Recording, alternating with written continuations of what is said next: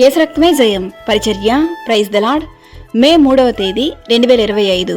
ఈరోజు దేవుని వాక్యము.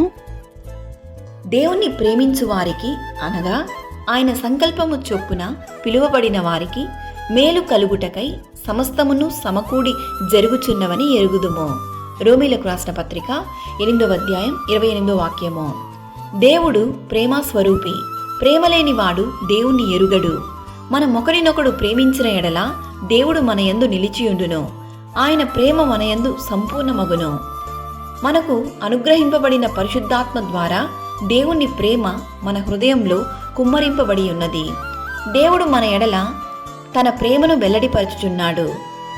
దేవుడు ఎవరిని ముందుగా నిర్ణయించెనో వారిని పిలిచెను, ఎవరిని పిలిచెనో వారిని నీతిమంతులుగా తీర్చెను, ఎవరిని నీతిమంతులుగా తీర్చెనో వారిని మహిమపరిచెను. కాబట్టి ఆయన రక్తము వలన ఇప్పుడు నీతిమంతులుగా తీర్చబడి మరింత నిశ్చయముగా ఆయన ద్వారా ఉగ్రత నుండి రక్షింపబడుదుము. ఎందుకనగా ఈ నిరీక్షణ మనులను సిగ్గుపరచనివ్వదు. ఆయన సంకల్పము చొప్పున పిలువబడిన వారికి మేలు కలుగజేయుటకై ఆయన సిద్ధంగా ఉన్నాడు. పరిశుద్ధులగుటకే దేవుడు మనలను పిలిచెను గాని అపవిత్రులుగా ఉండుటకు పిలువలేదు.